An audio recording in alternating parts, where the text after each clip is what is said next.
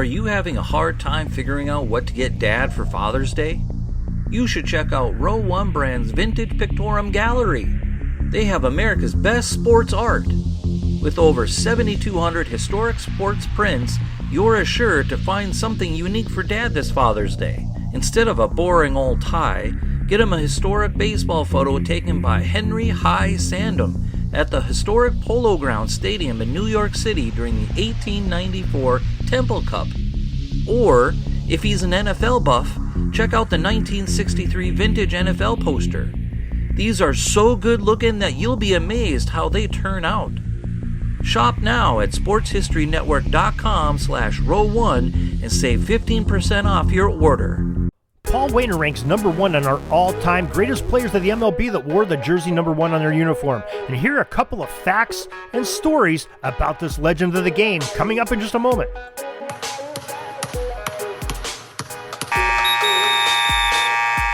Hey, this is Darren Hayes. You've probably heard me on the Pigskin Daily History Dispatch. Well, welcome to my journey of learning more about sports history, and we're going to do it by learning about the great athletes and the uniforms that they wore, as they both tell a lot about the games that we love and have watched so much throughout most of our lives. These are the chronicles I'm going to share with you on what I've learned through my journey in the Sports Jersey Dispatch.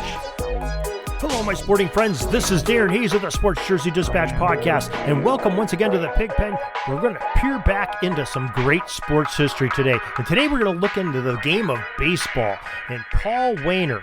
Now, Paul Glee Waner was born on April 16th, 1903 in Harrah, Oklahoma. He played 20 seasons in the big leagues, 15 of them with the Pittsburgh Pirates, as many of those were alongside his brother, Lloyd Waner, out in the outfield for the Pirates. Now, Paul had been given the nickname of Big Poison, and Waner was notorious for being able to play and hit after really tying one on the night before.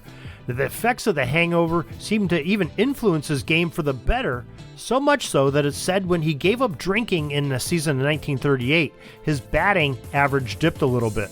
Well, we looked into that on the baseballreference.com, and that is true to a point. Waner hit .309 in 1938 after a lifetime average batting of .333, and it was that .309 was the lowest season of his first 6 or 7 years in the major leagues. He did have some seasons that were lower later on in his career, not much lower than .309, but most of them were above that .309 average. So there was a little bit of truth to that. I don't know that that was the magic potion that made him hit. I'm sure that's not what it was, but maybe it was the comfort level. But hitting with a hangover, doing anything with a hangover, not a brilliant idea there, but interesting story all the same. Well, some more interesting tales about the Paul Waner. One comes from Uncle John's Bathroom Reader. It takes a swing at baseball, is the name of the book. And it says an interesting thing occurred as Paul Waner got his 3,000th hit. Now, he was playing for the Boston Braves later in his career in 1942 after leaving the Pirates, and he also played for the Brooklyn Dodgers for about 3 years after that too. And his team, the Braves, were visiting his former club, the Pirates, in a game in 1942. Now, Waner had 2,999 hits when he went up to the plate.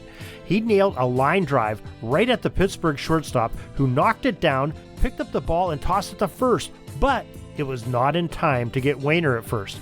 Now, sometime after, the scorekeepers sort of were considering how to rule the play. They eventually ruled that the play was a hit. And maybe that's because of the long career that Waner had in Pittsburgh, and they sort of gave him the benefit of the doubt. Who knows? But at the next time out, Waner approached the scorekeeper and asked them to count that as an error. He didn't want the hit. He wanted to have a good, clean, undisputed hit to mark the milestone in his career of 3,000. Well, the scorekeeper, after some consideration and listening and consultation, liked the reasoning and agreed. And the correction was made to change that to an error there in that inning. So he was stuck at 2,999 hits. And a few innings later, the slugger got up the bat again, belted a shot to the outfield to reach base safely for his 3,000th hit, undisputed. And he's the only MLB player ever known to have refused a hit to the scorekeeper. So that's something kind of interesting. Maybe that'll be on one of your trivia questions or something you can ask the guys around the shop next time. Paul Waner retired with 3,152 hits, 1,647 runs scored, that .333 batting average, and a 1,309 runs batted in. Big Poison was selected to 4 All-Star games in the 1930s and earned the National League's Most Valuable Player honors in 1927. Paul and his brother Lloyd, who was also known as Little Poison, hold the record for siblings with the most career hits in Major League Baseball with 5,611. Now, Paul Waner still holds the Major League record for the most consecutive games with an extra base hit, with 12 doubles, 4 triples, 4 home runs in 14 games in 1927. Quite a season he had. Paul Glean Waner was elected into the National Baseball Hall of Fame in the year 1952, and what a legend he truly was. And remember, he wore that jersey number 1, and if you go to our greatest players to ever wear the MLB number 1 post, you will see that Paul Waner is at the top of those charts, the number 1 player so far to wear the jersey number 1 in history of MLB, according to the way we calculated up the stats. So for more on that, check out our website, jerseydispatch.com. You can email us at pigskindispatch@gmail.com and follow us on Twitter at Pigskin Dispatch and Facebook, Pigskin Dispatch. We are always found at your favorite podcast provider. It's the Sports Jersey Dispatch Podcast, and this is Darren Hayes. So until then, have a great sports history day. Sorry, but my pitching coach just called timeout and he's coming out to the mound. I think I'm going to get yanked for reliever. We'll see you back tomorrow for some more great sports history on Sports Jersey Dispatch Podcast. We invite you to check out our websites, jerseydispatch.com and pigskindispatch.com. Not only see the daily sports history, but to experience the preservation of great events and people that play the games. Find us on Pigskin Dispatch. It's also on social media outlets of Facebook, Twitter, Instagram, and don't forget the Pigskin Dispatch YouTube channel to get all your daily sports history. Pigskin Dispatch is happy to be associated with the Sports History Network, the sports headquarters of yesteryear, found at sportshistorynetwork.com. This podcast is part of the Sports History Network, your headquarters for the yesteryear of your favorite sport. You can learn more at sportshistorynetwork.com.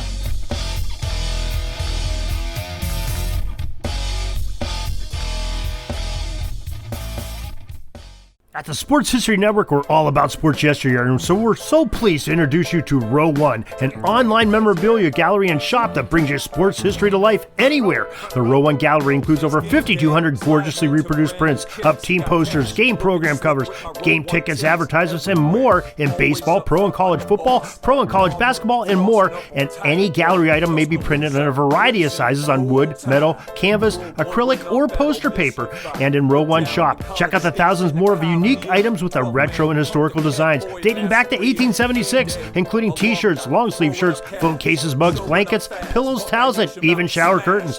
Go to sportshistorynetwork.com, ROW1, for access to the full Row One catalog and for gallery prints and gift items, plus get a 15% discount off all prints on the Row One Pictorum Gallery with coupon code SHN15. Follow the link on the show notes.